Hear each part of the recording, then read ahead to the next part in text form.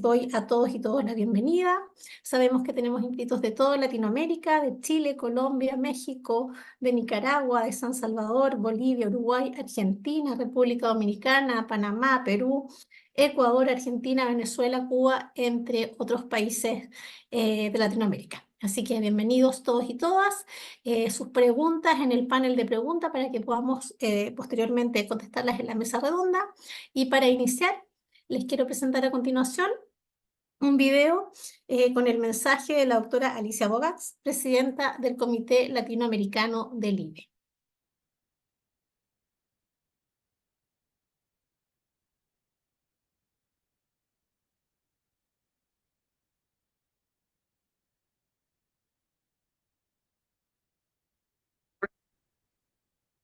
Estimados amigos y amigas de América Latina, es un placer para mí, en el nombre del Comité Latinoamericano del Buró Internacional para la Epilepsia, invitarlos a participar en este primer curso sobre epilepsia para la comunidad. Este está dirigido a las personas con epilepsia, a sus familiares, amigos, cuidadores y a todos aquellos que estén interesados en la epilepsia. Sabemos que el conocimiento es poder y nos permite ser una herramienta para mejorar cómo manejar nuestra enfermedad, cómo ayudar mejor a las personas con epilepsia y sobre todo a lograr eliminar estigmas y mitos que ocurren sobre la enfermedad. Estoy segura que vamos a participar de manera activa y a lograr los mejores frutos de esta actividad. Únanse a nosotros.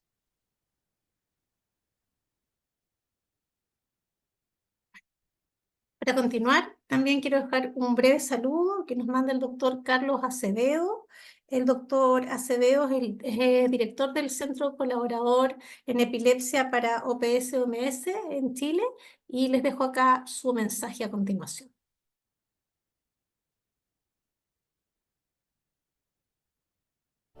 Queridos amigos latinoamericanos, estamos iniciando este año 2024 una iniciativa educativa dirigida hacia las personas con epilepsia y sus familiares, cuidadores y todas aquellas personas que estén interesadas en saber más de las epilepsias. Aquí les dejo unas cifras relacionadas con la epilepsia.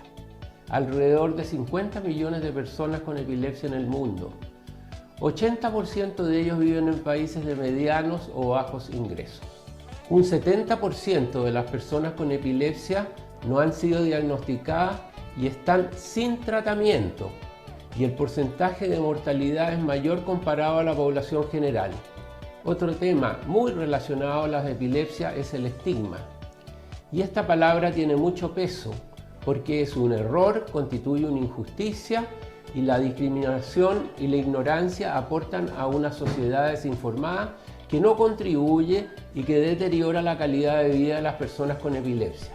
¿Y por qué es un error?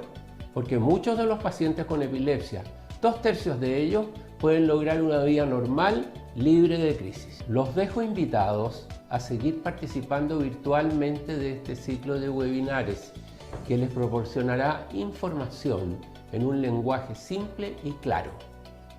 Estamos felices de lograr este trabajo en conjunto con los colegas de Colombia, de ILAE e IBE.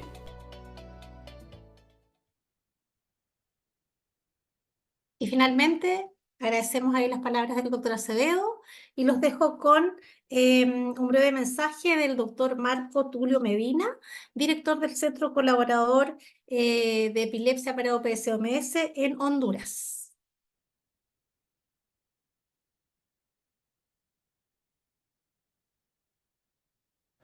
Soy el doctor Marco Tulio Medina, director del Centro Colaborador de la Organización Mundial de la Salud para Investigación e Intervención Comunitaria en Epilepsia de la Universidad Nacional Autónoma de Honduras. Deseo felicitar a los organizadores del primer curso latinoamericano de epilepsia para nuestra comunidad con el objetivo de capacitar con una perspectiva amplia a personas que padecen de epilepsia, cuidadores y la comunidad en general, con el objetivo de educar, asimismo de erradicar los mitos y disminuir el estigma entre personas que padecen de epilepsia. Esta actividad se llevará a cabo los días 9, 16, 23 y 30 de abril de 20 a 21 horas hora de Chile y está siendo organizado por los capítulos chileno y colombiano con el auspicio de la Organización Panamericana de la Salud y de IBE Latinoamérica. Desde Honduras deseamos felicitar a los organizadores y conminamos a todos los participantes a participar de una manera activa con el objeto de tener un conocimiento más amplio sobre este tema tan importante. Muy buenos días. Bueno, muchas gracias a todos. Con esas últimas palabras, damos por hecha nuestra bienvenida, ¿cierto? Los invitamos a unirse cada semana. Cada clase que tengamos va a estar siendo compartida y subida a nuestro canal de YouTube y vamos a compartirle también ese link a ustedes. Y sin más introducción que esta, dejo con ustedes a nuestro primer expositor, al doctor Jaime Carrizosa, que nos presenta el tema Generalidades de las epilepsias y de su diagnóstico.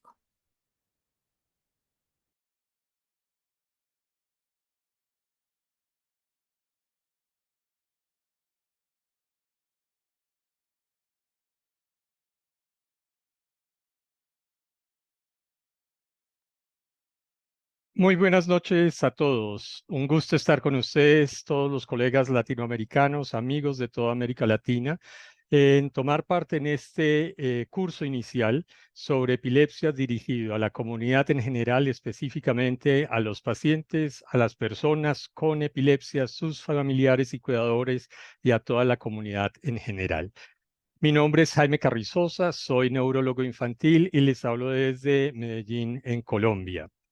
Vamos a hablar sobre algunas generalidades de las epilepsias y su diagnóstico. En concreto, perdón. Tenemos que tener al menos una definición de lo que es la epilepsia. La epilepsia se define, según la Liga Internacional contra la Epilepsia, como una enfermedad cerebral que tiene tres particularidades en su definición. La más práctica y la más empleada por todos es que al menos ocurran dos crisis no provocadas o reflejas separadas entre sí por más de 24 horas.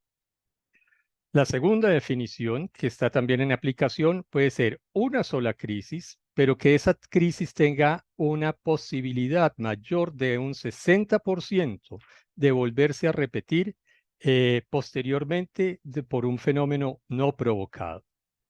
Y el diagnóstico de un síndrome epiléptico, que ya voy a explicar lo que es el síndrome epiléptico, que hace referencia a un conjunto de características clínicas que incorporan el tipo de crisis, los hallazgos en un electroencefalograma y las características de las imágenes que pueden presentarse todas juntas.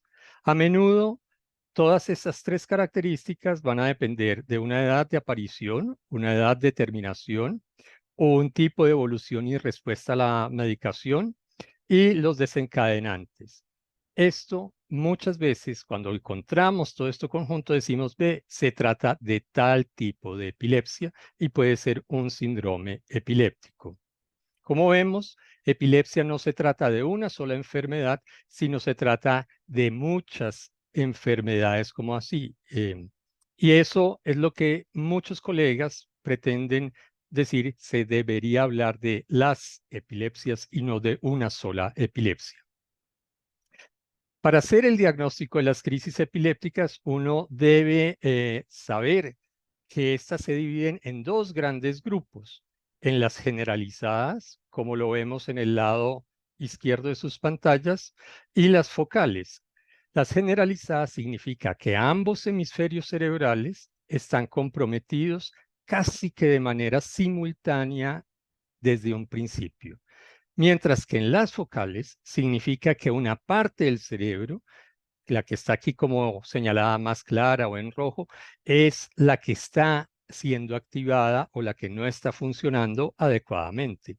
Entonces, esos dos tipos de crisis son en general los que se van a presentar. Vamos a empezar con las crisis epilépticas generalizadas, o sea, las que comprometen ambos hemisferios o todo el cerebro simultáneamente. Las manifestaciones van a ser fundamentalmente de tipo motor, o sea, que involucran la postura o el movimiento del cuerpo y de las extremidades. Cuando las extremidades se ponen tiesas, duras, rígidas, hablamos de crisis generalizadas tónicas. Cuando hay un movimiento rítmico, cíclico, de arriba hacia abajo, de variada amplitud, ¿cierto? Hablamos de crisis clónicas. Muchas veces estas dos se juntan de manera secuencial. Primero tónicas y después clónicas y hablamos de crisis tónico-clónicas.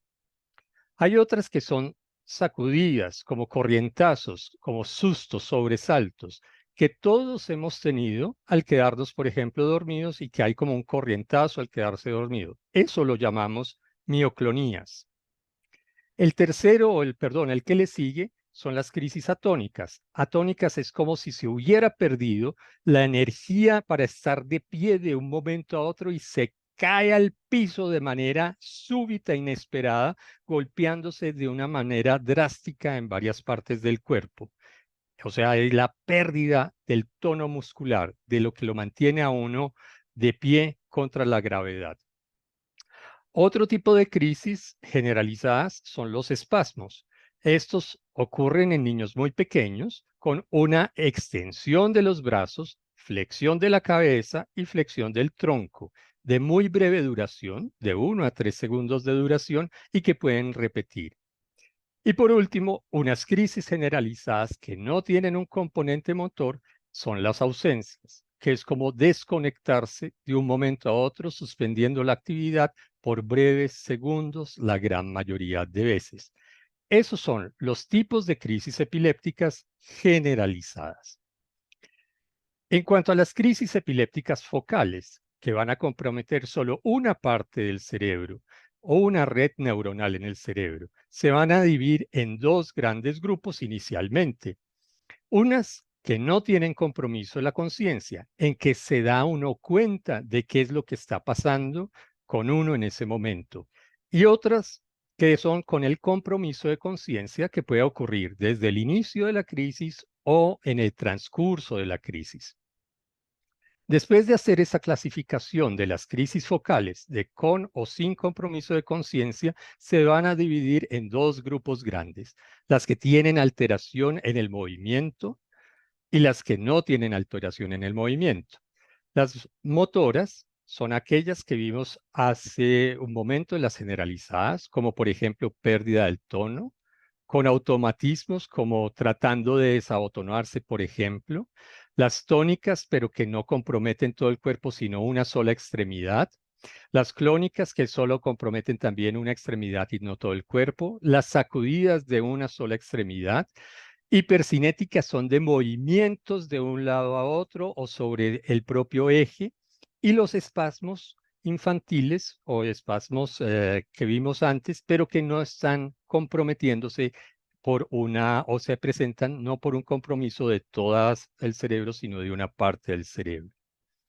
Y las no motoras son, por ejemplo, las que tienen que ver con cambios de presión, con cambios de la coloración de la piel, con respiración más rápida, con dilatación de la pupila. Esas se van a denominar autonómicas. Hay otras que tienen que ver con el pensamiento, un pensamiento repetitivo, consecuente de un momento a otro, o con alteración de la memoria, de sensación de que algo ya se ha vivido previamente. De esas se van a llamar cognitivas. Otras son crisis que aparecen de un momento a otro con depresión, con tristeza, con llanto, con risa, etc. Esas se van a llamar emocionales. Y las sensoriales tienen que ver con la audición, con la visión, con el olfato, con el gusto, que pueden aparecer de un momento a otro por un breve periodo de manera inexplicada. Esas se van a llamar sensoriales y pertenecen a la categoría de no motoras focales. Muy bien, ya sabiendo esta parte inicial de la definición, entonces, ¿cómo se hace el diagnóstico de epilepsia? Y se hace con dos herramientas iniciales muy sencillas. Una, el interrogatorio, y dos, el examen físico que complementa el interrogatorio. El interrogatorio es lo que hacen los médicos cuando entra el paciente y empieza a preguntarle qué es lo que le pasa. Aquí vamos a hacer un ejercicio sobre esto, ¿cierto? Voy a empezar con un pequeño caso clínico. Una madre consulta porque su hijo de 2 años y 4 meses de edad le dan ataques, que se pone tieso, se retuerce y chapalea, decimos en Colombia, por 1 a 2 minutos. Oh, uno diría, claro, esto puede ser una crisis epiléptica, ¿cierto? Se pone tieso, se retuerce y chapalea. Pero van las preguntas. La primera pregunta, ¿estaba despierto o dormido? ¿Por qué hay que hacer esta pregunta? Los eventos del sueño no son provocados, mientras que los eventos despierto pueden ser provocados o no provocados. Acuérdense de la definición inicial. Son eventos no provocados. Voy a hacer énfasis esto más adelante, caso por caso. La respuesta de la madre dice, estaba despierto. Ok. Entonces uno le pregunta a la mamá, ¿cierto? Al acudiente, descríbeme lo que estaba haciendo paso a paso. ¿Por qué hay que hacer esto? Porque los acudientes suelen hacer énfasis en el aspecto del movimiento, de la crisis motora, que es dramática, inusual, que le llama a uno la atención y lo llena de angustia. No suelen mencionar lo que ocurrió previamente. Ese dato puede ser muy importante para identificar si el episodio fue provocado o no. Acuérdense, las crisis epilépticas no son provocadas. Entonces, en nuestro caso, la respuesta de la madre llega y dice, él estaba jugando con su hermanito y el hermanito le pegó, se puso a llorar, me buscó, se puso morado, se secó, aquí decimos se secó, suspendió la respiración, luego volteó los ojos y chapaleó. ¿Era provocado? Sí era provocado, porque estaba llorando y el hermanito le pegó. ¿Es una crisis epiléptica? No es una crisis epiléptica porque hubo una provocación. Se trata de un espasmo del sollozo. Otro ejemplo de otra respuesta de una mamá. Una vez estaba viendo televisión, en otra estaba jugando y la última caminando con los abuelos. De un momento a otro voltea los ojos, se cae, se pone tieso y chapalea. ¿Ya? ¿Provocado o no provocado? No provocado, ¿cierto? No había provocación ni la televisión, ni por el juego, ni que por caminando, y sino que de un momento a otro pasa esto, en 3 momentos diferentes. Muy probablemente se trate de una crisis epiléptica porque inicialmente al menos no estaba provocada y tenía las mismas características. Después le puede preguntar uno lo mismo a los escolares, adolescentes y a los adultos, porque ellos pueden ser conscientes de lo que pasa y no necesariamente se requiere solamente de de lo que dice el observador, ¿cierto? Entonces, ¿qué puede decir un adolescente? No, no sentí nada o no siento nada.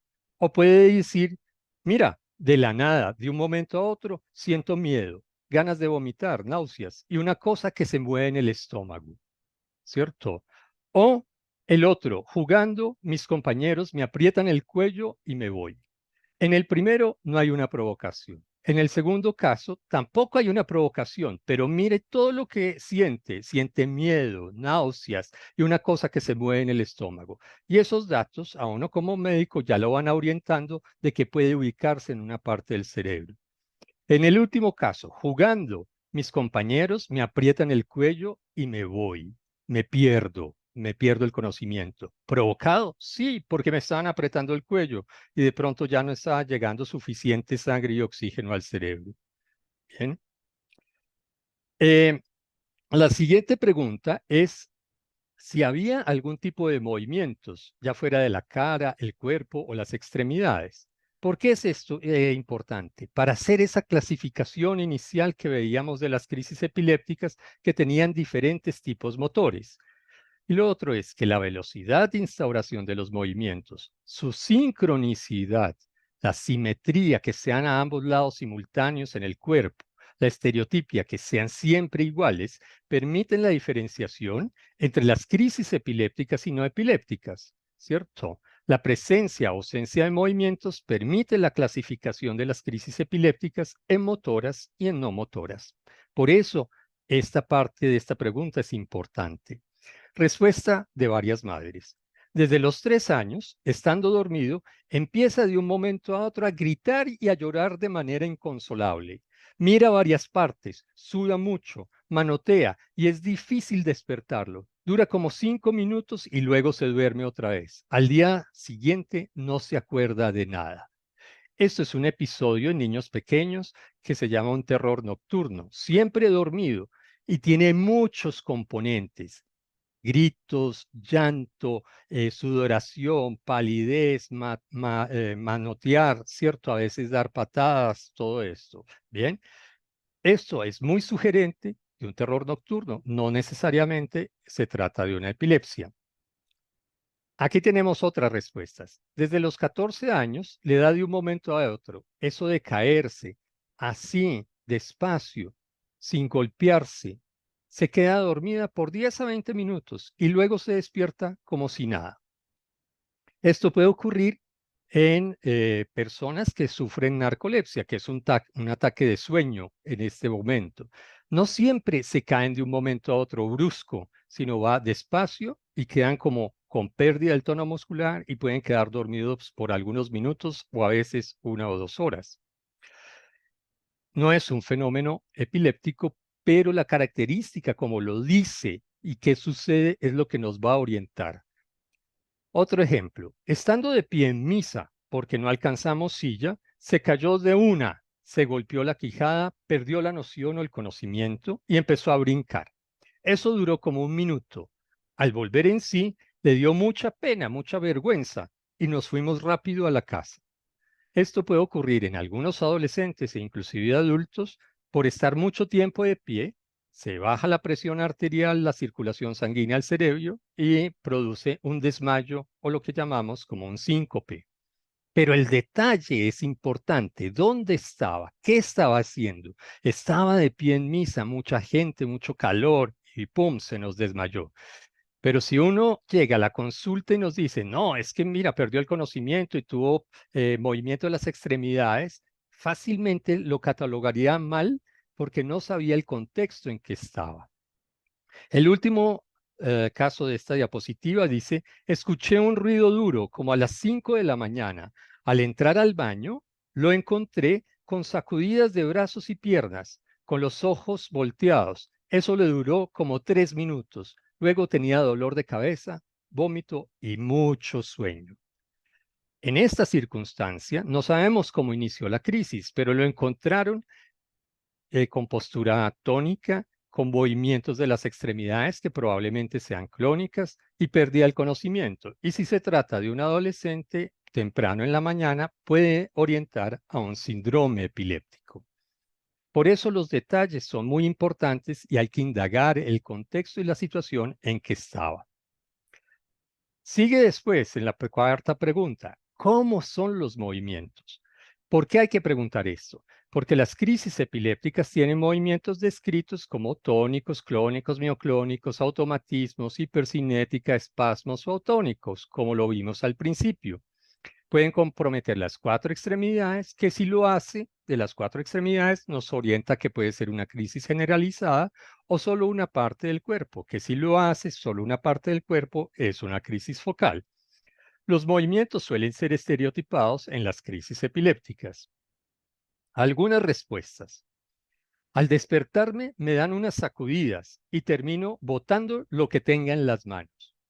Esas sacudidas, al despertarse o en las primeras horas de despertarse, son mioclonías.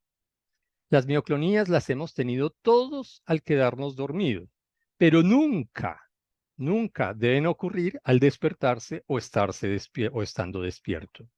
Y orienta a un tipo de epilepsia también.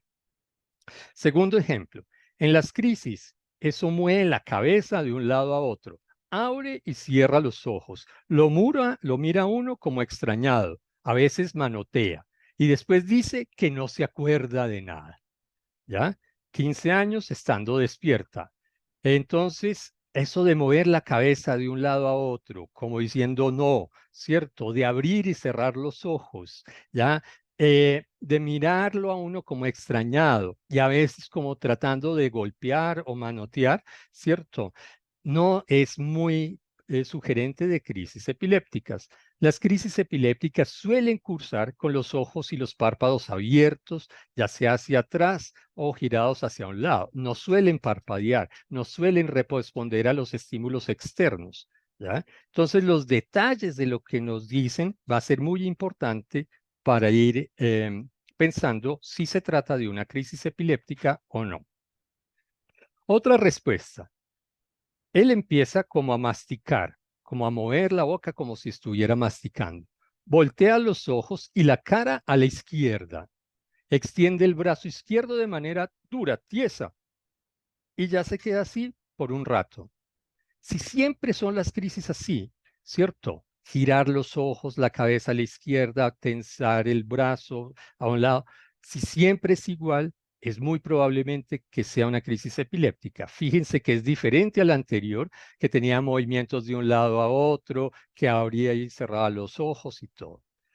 La siguiente, estando dormido, le da por moverse duro, se voltea sobre sí mismo como girando en la cama y mueve los brazos y las piernas como descoordinado.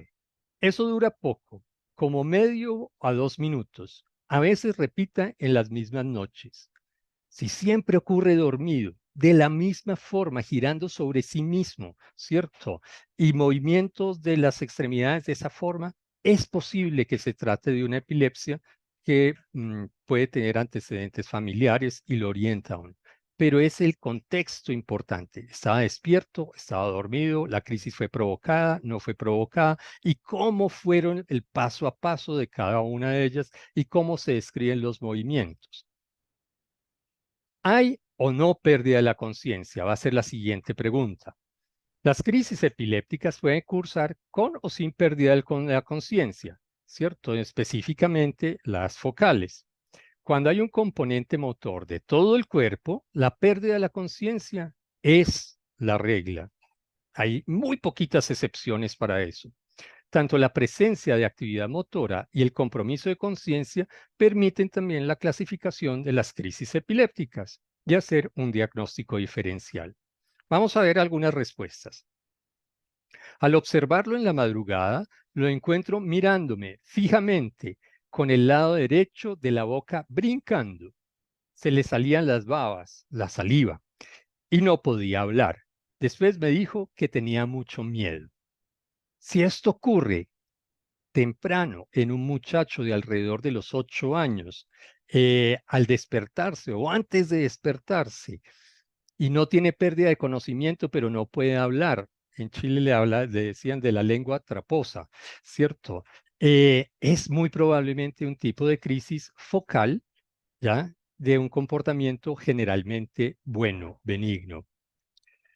El mismo niño de 8 años ahora habla sobre su crisis y dice, yo sentía como un hormigueo, unas punzaditas en la cara y la lengua, casi no la podía mover, me brincaba la boca y no le podía decir nada a mi mamá, solo unos ruidos,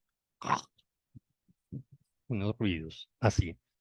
Entonces, una es lo que observa la mamá y lo otro es lo que dice el niño cuando se le tiene paciencia, que es lo que hacemos muchas veces los neuropediatras, en que participen y expliquen los niños sus propias crisis. Siempre igualito, en esa edad, en esa hora de la mañana, con ese tipo de características, sugiere un tipo de epilepsia específico. Otras respuestas. Ella se pone toda tiesa, dura, casi como un arco. A veces como que lo mira uno y otras veces parece con la mirada perdida y manotea. Bien, todo el cuerpo tieso, sí, pero en posición de arco es ya muy marcado y no sugiere habitualmente una crisis epiléptica. ¿Ya? Al preguntarle a la paciente si escucha, ve o siente a las personas alrededor cuando la intentan auxiliar, responde, algunas veces sí me doy cuenta, en otras no me acuerdo bien. Cuando hay un componente de las 4 extremidades del tronco, generalmente las personas pierden el conocimiento en una crisis epiléptica y no se dan cuenta de lo que está pasando en su entorno. Cuando esta paciente dice que a veces se da cuenta, sugiere otro tipo de crisis que no son epilépticas, ¿cierto? Pero que igual hay que tratarlas y manejarlas. Muy bien. Sigue después la siguiente pregunta. ¿Cuánto tiempo duran los episodios? ¿Por qué es importante esta pregunta? Porque las crisis epilépticas tienen una duración similar entre ellas.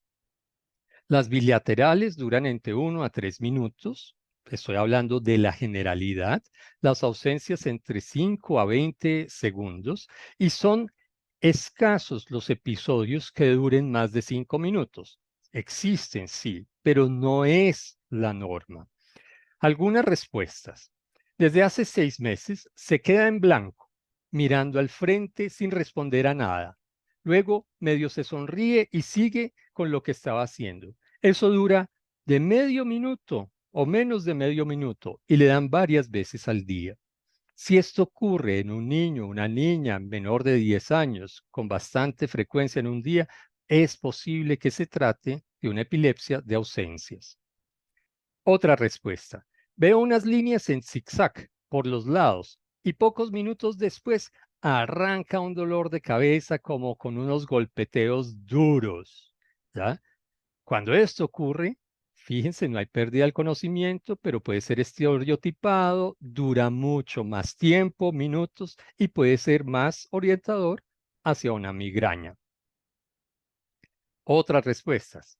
Mi bebé de 7 meses se dobla hacia adelante por escasos segundos. Al principio solo era 1 o 2, más que todo al despertarse. Ahora le pueden dar varios seguidos y varias veces al día.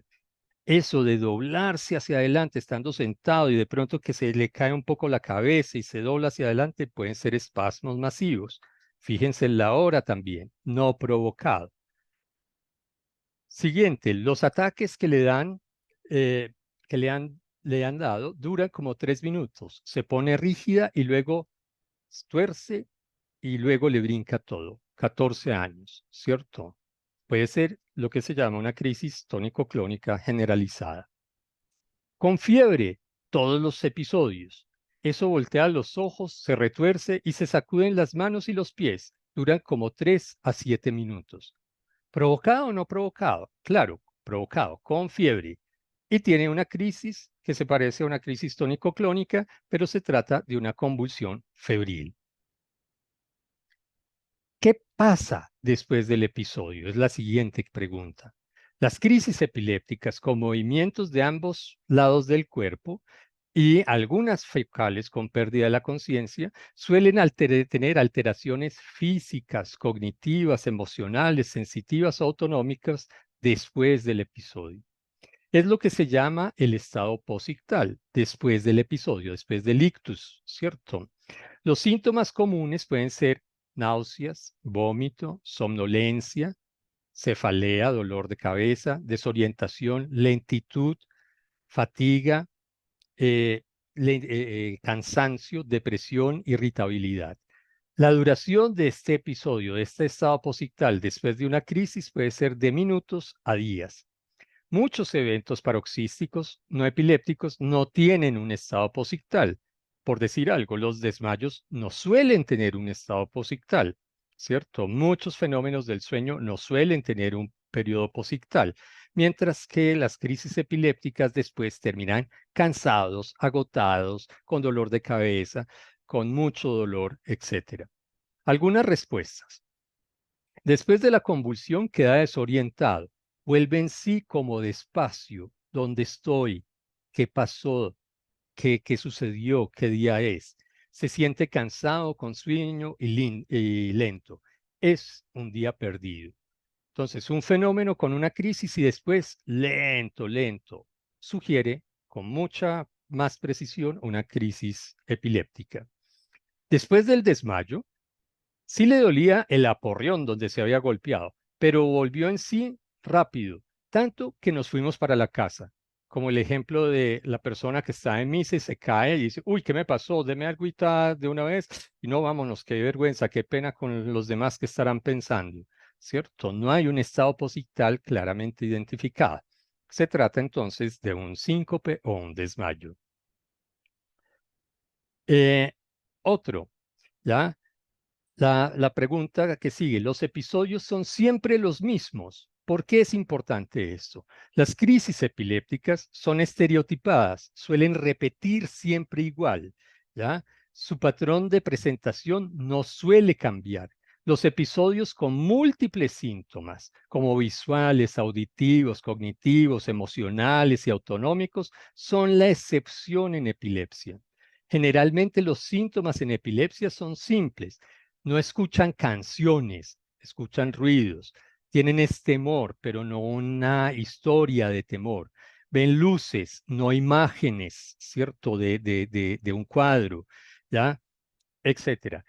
Y no suelen ser así estructuradas como tal. Entonces vemos algunas respuestas.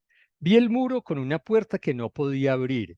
En el desespero se me oscureció todo y escuchaba unos fogonazos a lo lejos. Me sentía flotando y casi que me veía a mí mismo en la pieza. Fíjense que es ver el muro, un desespero, un ruido de fogonazos, me sentía flotando. Es demasiada información y lo más probable es que esto no sea una crisis epiléptica porque es demasiado florido, son muchas cosas, es como si muchas partes del cerebro estuvieran al mismo tiempo haciendo esto sin pérdida del conocimiento. Se trata de pronto de un trastorno diferente, más orientado a la psiquiatría. Otras respuestas. Son siempre círculos de colores que van flotando ahí, en la mitad de lo que yo veo, en la mitad de la vista. A veces me da dolor de cabeza. De un momento a otro, circulitos de muchos colores en la mitad, ¿cierto?, de la vista. Eso, si es siempre igual y que duren 2, 3, 4 minutos y luego desaparecen, es muy sugerente de crisis epiléptica. La siguiente, siempre haciendo deporte. Voy corriendo, me mareo, se me va el mundo y caigo como un pollo. ¿Ya? Pilas, provocado, sí, siempre corriendo, ¿cierto? Se marea, o sea, sensación de desequilibrio, náuseas o que las cosas le dan vueltas. Se me va el mundo, se me oscurece todo y caigo como un pollo. Esto es un síncope, ¿cierto? Al quedarme dormida, siempre me dan esas sacudidas bruscas. Al quedarse dormida, claro, sacudidas bruscas sugerentes dan mioclonías del sueño. No son fenómenos epilépticos. Bien. ¿Hay algún desencadenante de las crisis? Algunas crisis epilépticas se pueden desencadenar por algunos estímulos, como la hiperventilación en las ausencias, la privación de sueño en las crisis tónico-clónicas de la epilepsia mioclónica juvenil. La fotoestimulación y el alcohol también pueden desencadenar algunas crisis en personas susceptibles. Sin embargo, algunos estímulos también pueden estar presentes en paroxismos no epilépticos. Aquí vamos a ver algunos ejemplos. La noche anterior a la crisis estuve parrandeando, estuve de rumba, estuve de fiesta, de farra. Eso sí, Tiempo. me levanté temprano para ir al colegio y me dio, listo, una crisis epiléptica. Se golpea, se seca, voltea los ojos, se pone morado y a veces chapalea. Eso significa que fue provocado por esto, por el llanto. ¿Qué ayudas diagnósticas se utilizan? El electroencefalograma. Sí, el electroencefalograma registra la actividad eléctrica del cerebro y nos puede orientar si es generalizado o focal. Y las imágenes también nos pueden decir la resonancia si es normal o si es focal. Bien, en síntesis, la información aportada por los cuidadores, observadores y los mismos pacientes van a determinar en alto grado si se trata de un evento paroxístico epiléptico o no epiléptico. Los eventos paroxísticos agudos, no provocados, estereotipados, con o sin pérdida del conocimiento y con un estado posictal suelen ser epilépticos. En cambio, los eventos paroxísticos agudos o de lenta y progresiva instauración provocados sin un patrón estereotipado y sin un estado posictal sugieren un trastorno no epiléptico. es importante conocer la definición y la clasificación de las crisis epilépticas y los síndromes más comunes, ¿cierto? Así como conocer los trastornos paroxísticos no epilépticos más frecuentes para hacer el diagnóstico diferencial y orientar adecuadamente lo que se debe hacer. La anamnesis se complementa con un examen físico. El electroencefalograma y las neuroimágenes no son exámenes de rutina, ¿cierto? No es que siempre hay que hacerlos y que me van a hacer el diagnóstico, sino que se complementan con el juicio clínico. El electroencefalograma y las neuroimágenes se solicitan para complementar la hipótesis diagnóstica de epilepsia, ayuda a establecer un cuadro clínico propio de la epilepsia, apoya la clasificación de las crisis y el síndrome epiléptico, orienta la decisión terapéutica y puede orientar el pronóstico. Entonces, el juicio clínico basado en el conocimiento, la anamnesis dirigida y el examen físico y el contexto del paciente es lo que van a determinar el diagnóstico de epilepsia o de un trastorno no epiléptico y su necesidad de exámenes complementarios y tratamiento específico. Muchas gracias por su atención. Espero no haberme pasado demasiado. Gracias, doctor. No se pasó demasiado, muy poquito. Y hay muchas preguntas, así que vamos a dar paso inmediatamente a la mesa redonda. Así que invitamos al doctor Tomás Mesa a que encienda su cámara de video. Los voy a dejar para la mesa redonda porque nos quedan más o menos 15 minutos y hay varias preguntas. Así que yo me retiro y los dejo ahora para que... Muchas gracias, doctor Carrizosa y Loreto, por esta excelente exposición de generalidades de la epilepsia y su diagnóstico. Mientras Jaime exponía, se fueron haciendo un montón de preguntas y le quisiera decir a Jaime que qué diferencia y qué significa, me han preguntado ahí, estereotipias o eventos paroxísticos. ¿Cuál es la diferencia y qué se trata cada una? Han preguntado. Bien, eventos paroxísticos significa presentación de síntomas o signos clínicos que aparecen de un momento a otro, ¿cierto? Por eso paroxismo, ¿listo? ¿Ya? Y esos eventos paroxísticos pueden ser epilépticos o no epilépticos, ¿bien? Y por eso hay que hacer la diferenciación que se hace fundamentalmente a través de la anamnesis y se complementa con el examen físico y los exámenes paraclínicos. Las estereotipias es movimiento, estereotipado significa que se repite siempre igual, ¿cierto? Es siempre igual. Tengo ausencias, siempre ausencias. No es que tenga ausencias y otro tipo de fenómenos y otras cosas. Siempre es igual. A eso me refiero con estereotípico, ¿cierto? Las crisis epilépticas suelen ser siempre las mismas. No son floridas, lo van cambiando generalmente así en su curso. A eso voy. Muchas gracias, doctor Carrizosa, por aclarar esos dos conceptos.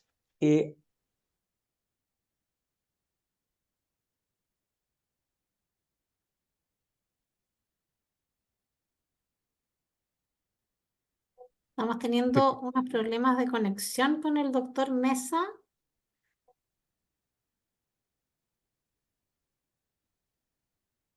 Vamos a esperar unos segundos a ver si puede reconectar. Por mientras yo les puedo contar que en el panel de preguntas Si hay hay varias relación entre personas. autismo y epilepsia. Doctor, Esa es la perdón, pregunta. interrumpimos un poquito porque se quedó sin conexión, así que si puede repetir la pregunta, genial. Sí, preguntan la relación entre autismo y epilepsia. Muy bien. Puede existir una relación entre autismo y epilepsia, ¿cierto? Hay personas o unos tipos de epilepsia que se manifiestan con características en el desarrollo del lenguaje, con pobre socialización y a veces movimientos repetitivos. Eso se llaman, digamos, un tipo de encefalopatía epiléptica. Y hay personas con autismo que pueden tener crisis de diferente tipo asociado. Las personas con autismo tienen un riesgo un poco más alto que la población general de tener epilepsia que aquellas personas que no tienen autismo, ¿cierto? Sí hay una relación ahí. Epilepsia que causa síntomas parecidos al autismo y personas con autismo que pueden desarrollar diferentes tipos de epilepsia. Bien. Muchas gracias, doctor Carrizosa. Hay otra persona que preguntaba por un hijo que tiene un síndrome de West y lo han tenido poca esperanza en su tratamiento. Entonces le contestábamos que hay una clase especial para el tratamiento, evidentemente, y hay otra persona en el chat que le contestó que había sido su hijo tratado con ACTH. Pero para esto yo creo que es bueno dejarlo para la clase de tratamiento que vamos a hacer en uno de los martes que viene. Una pregunta muy interesante decía, ¿cómo diferenciar una crisis funcional, doctor Carrizosa, con hipercinética? Con una crisis Bien, hipercinética. ¿ya? Generalmente las crisis funcionales ocurren despierto, ¿ya? Con personas que hay presentes, no suelen ocurrir aislados sin un público. Y mientras que las crisis hipercinéticas, las más comunes, tienen que ver durante el sueño, ¿cierto? De un momento a otro y que repiten eh, durante la noche y suelen ser de 2 a 3 minutos de duración, ¿ya? Siempre son iguales. En las crisis funcionales se tiene que tener un poco de experticia y ser muy buen observador, de que no haya respuesta a los estímulos externos, de que los movimientos no sean sincrónicos en ambas extremidades, de que haya una fijación de la mirada alternante, un parpadeo como tal. No siempre es fácil diferenciar una y otra, ¿cierto? Se requiere de bastante experticia, cuidado, de cuáles son los posibles desencadenantes y de un contexto general del paciente.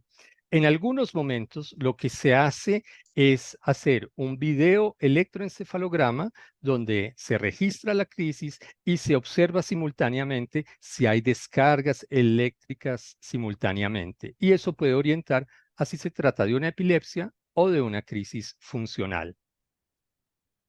Muchas gracias, doctor Carrizosa.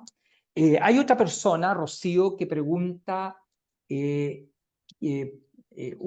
si en las ausencias pueden ser presentadas en la vida adulta, ya que un profesor le dijo que eran solamente de la época de la niñez. Entonces, está inquieta y quiere saber cuál sería la respuesta. Sí pueden ocurrir. No es lo más común, no es lo más frecuente. La gran mayoría de ausencias son ausencias infantiles y juveniles. Inclusive algunas de las juveniles llegan hasta la vida adulta y pueden ocurrir en el adulto también, pero no es lo más frecuente, ¿cierto? Sí hay esa posibilidad, eh, pero hay que hacer esa salvedad. No es lo más común. Sí existe. Perfecto, totalmente de acuerdo. Y otra persona decía que ha observado en la crisis chupeteo y también a otra persona dice que le daban con fiebre o enfriamiento. Entonces la pregunta, ¿hay algunos gatillantes de crisis epiléptica? Listo. Hay que hacer bien la salvedad. Cuando son niños pequeños, menores de 5 o 6 años, y producen crisis por fiebre, son convulsiones febriles, lo más probable no es epilepsia, es un fenómeno aparte. Listo. Ok. En un adulto, y si ocurre con fiebre y estas cosas, pilas, se puede tratar de una crisis sintomática por algún tipo de enfermedad que tenga en ese momento, ¿ya? Tampoco es epilepsia. Pero la pregunta a qué va, hay algunos gatillantes, sí, hay algunas situaciones que pueden desencadenar crisis. La falta de sueño, ¿cierto? El tomar alcohol y tengo susceptibilidad de epilepsia o tengo epilepsia, ¿ya? A veces las luces intermitentes a determinada frecuencia y con diferente estimulación. En algunos strobers de algunas discotecas puede ocurrir eso, ¿cierto? Em, Menos frecuente, pero también ocurre un estrés muy fuerte, ¿cierto? Intenso, puede producir eso, ¿ya? Hay algunas epilepsias que son mucho más raras, que son ya epilepsias reflejas, digámoslo así. El escuchar determinada música y me produce una crisis, ¿cierto? El, el tener un olor muy fuerte y ¡pum! Me desencadena una crisis. Listo, son gatillantes, pero los menos frecuentes. Los más frecuentes son fundamentalmente la privación de sueño. Bien. Muchas gracias, Jaime. Hay una persona que está preguntando si en un cuadro de epilepsia, lo primero, si la epilepsia es crónica, y lo segundo, si pueden haber varios tipos de crisis en este cuadro epiléptico de una persona. Bien, sí, la epilepsia es una enfermedad crónica, ¿cierto? Es una enfermedad crónica que puede durar varios años. De hecho, la Liga Internacional contra la Epilepsia, ¿cierto? Establece que una epilepsia puede estar resuelta, ¿cierto? Si ha dejado de, en un lapso de 10 años, tener 5 años sin medicación y libre de crisis. ¿Listo? Cuando ya estamos hablando de 5 años y de 10 años al menos de seguimiento, estamos hablando de una enfermedad crónica larga, ¿cierto? ¿Ya? Son enfermedades crónicas que se caracterizan por eventos paroxísticos intermitentes. ¿Listo? Una misma enfermedad de epilepsia puede tener varios tipos de crisis. El ejemplo clásico se llama la epilepsia mioclónica juvenil, que ocurre en adolescentes y adultos jóvenes. Empieza con sacudidas, mioclonías al despertarse en la mañana, puede tener hasta un 30-40% ausencias, ¿cierto? Y lo que generalmente lo lleva a consulta es tener una crisis tónico-clónica generalizada al despertar en una madrugada, ¿cierto? Porque las otras habían pasado o desapercibidas o se había acostumbrado a ellas el paciente y el entorno. Es la misma enfermedad, pero tiene 3 tipos de crisis, ¿cierto? O sea, sí hay enfermedades epilépticas que pueden cursar con 2 o más tipos de crisis. Muchas gracias, Jaime. Es muy interesante que lo decía el doctor Carrizosa, porque muchas veces nos llegan a urgencias pacientes que han tenido una crisis generalizada en la mañana, se han pegado en el baño, en la tina, y los estudiantes que han estudiado algo de epilepsia les pregunta, ¿usted tiene tiritones en la mañana cuando están lavándose los dientes o peinándose? Y la gente le dice, sí, normalmente sí, pero es normal. Y lo consideran normal. Y la verdad es que no es normal que uno tenga estas mioclonías matinales en la mañana. Y con esos antecedentes, con esa anamnesis que el doctor Carrizosa ha insistido tanto, podemos sospechar y, como decía él, hacer, confirmar el diagnóstico con un electroencefalograma también. Y muchas veces los pacientes, ayudando a la anamnesis, nos traen videos cuando es posible videar algún evento. Y eso a nosotros nos ayuda tremendamente para diferenciar si son generalizadas, focales y si son crisis epilépticas o no. Ahora, hay una pregunta, hay una persona que decía, Jaime, si uno puede tener crisis focales y generalizadas al mismo tiempo. Eh, en la misma enfermedad pueden ocurrir, ¿cierto? Pero no al mismo tiempo. No es que listo. Generalmente, ¿qué puede suceder? Yo puedo empezar con una crisis focal, con los movimientos masticatorios o de chupeteo, ¿cierto? Giro la cabeza a un lado y comprometo el movimiento clónico de una extremidad y después de todo el cuerpo. O sea, pasa de una focal a un compromiso de ambos cuerpos, de focal a compromiso de ambos hemicuerpos. Es lo que llamábamos antes una generalización secundaria. Entonces pasa de focal a un componente generalizado. Lo que sucede muchas veces es que el componente de la generalización llama mucho la atención y genera mucha angustia en las familias. Y es que lo que refieren. Y esa parte inicial del chupeteo, del temor, del susto, tal cosa, no lo refieren. Y si uno no lo pregunta, ¿cierto? Hace el diagnóstico de epilepsia probablemente, pero la clasifica mal. ¿Ya? Y de pronto indica mal el tratamiento por no haberlo preguntado adecuadamente y por no haber dicho esa parte inicial. ¿Bien? Por eso es muy importante el preguntar, ¿qué estaba haciendo? cómo arrancó, qué fue el paso a paso. Antes de la crisis grande, ¿qué estaba haciendo? ¿Qué sucedió? Bien, y eso nos ayuda mucho a orientarnos para saber si pedimos exámenes específicos y si damos un tratamiento específico. Bien. Eh, hay una persona que dice si existe algún signo vital que nos haga sospechar que está teniendo una crisis epiléptica una persona. Eh, no diría que un signo, porque son muchos, ¿cierto? Son muchos, ¿ya? Pero uno diría tal vez lo contrario, ¿cierto? De aquellas personas que tienen los párpados cerrados, a aquellas personas que de alguna u otra manera suelen responder a estímulos externos, que sus movimientos no son simétricos, ¿ya? Que tienen posturas como la postura de arco como tal, ¿ya?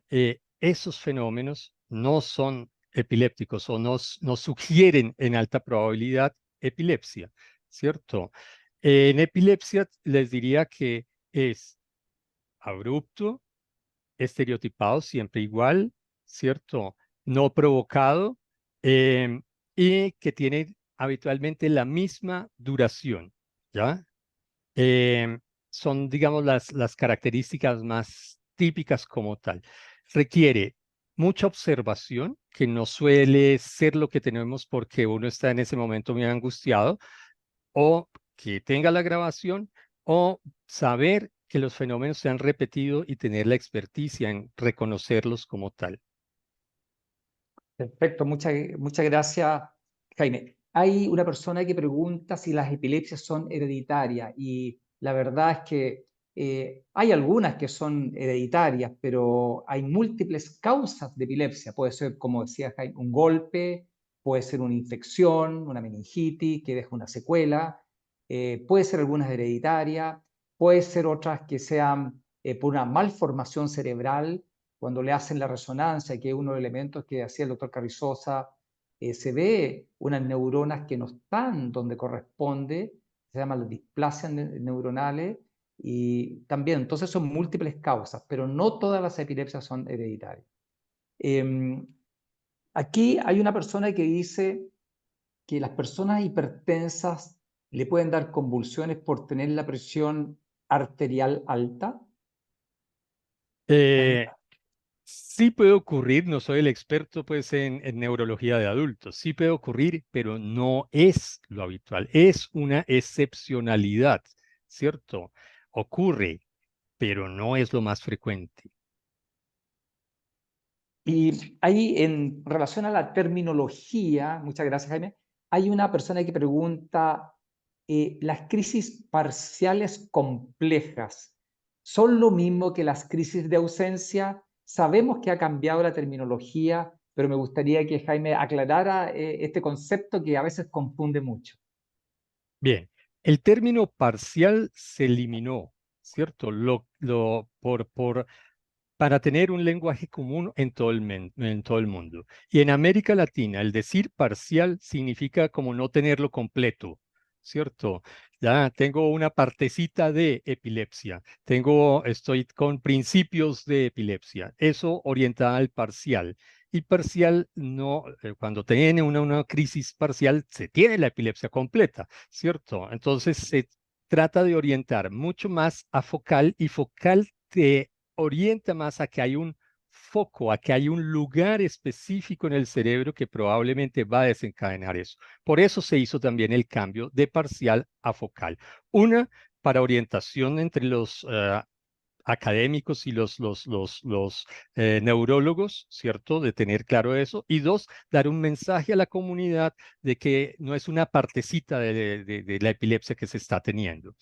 Compleja significaba no complicado, no significa que sea, no decía eso. Compleja para nosotros en esa penúltima clasificación significaba que tenía alteración y compromiso de la conciencia, ¿cierto? Ahora queremos ser mucho más claros y directos entre la comunidad médica y con los pacientes. Entonces, focal, que tiene un foco, un lugar específico, ¿cierto? con o sin pérdida del conocimiento. ¿Listo? Entonces nos evitamos ese enredo de interpretación. Lo estamos diciendo directamente. Hay un compromiso de conciencia en vez de complejo, ¿ya? O sin compromiso de conciencia en vez de simple, ¿ya?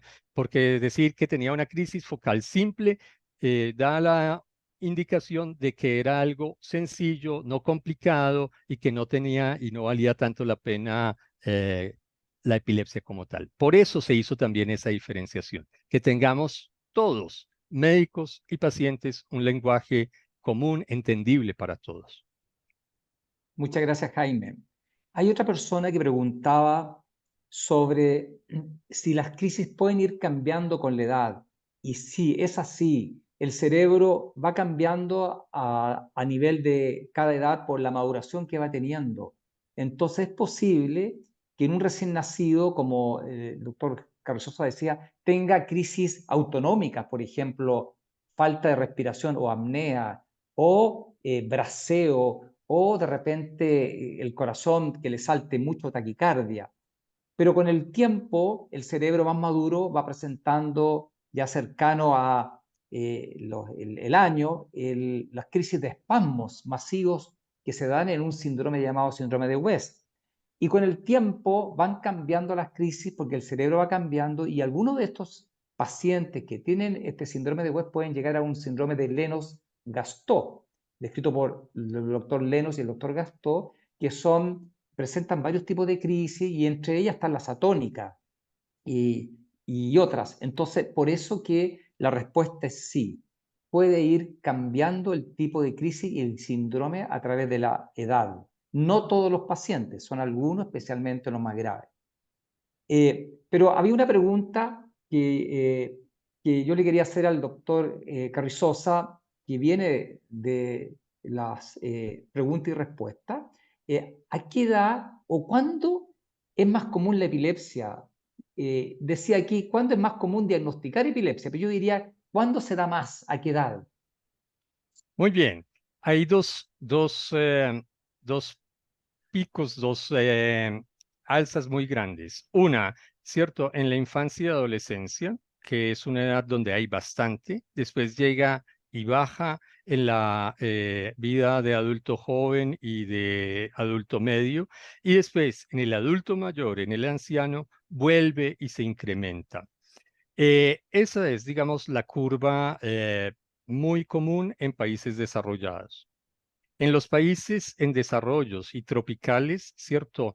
Esa curva es muy frecuente en la infancia, por supuesto, pero debido a nuestras enfermedades tropicales y enfermedades infecciosas, también tenemos unas frecuencias altas en edades de adolescentes, adultos jóvenes y en edad de adulta común y corriente, por neurocisticercosis, por tuberculosis, por malaria, ¿cierto? Por diferentes parasitosis, ¿ya? Por accidentes de tránsito, todo esto, ¿bien?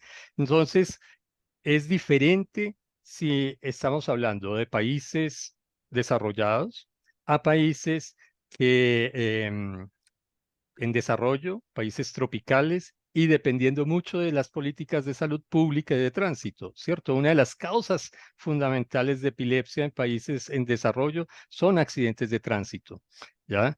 Y nosotros tenemos, digamos, alta frecuencia de eso que se podría controlar, al igual que las parasitarias, infecciosas y todo, que estamos trabajando en eso y caminando en eso, pero ha sido más lento.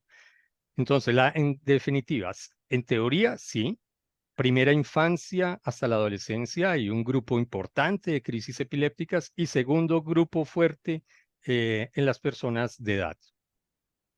Perfecto, gracias, Jaime.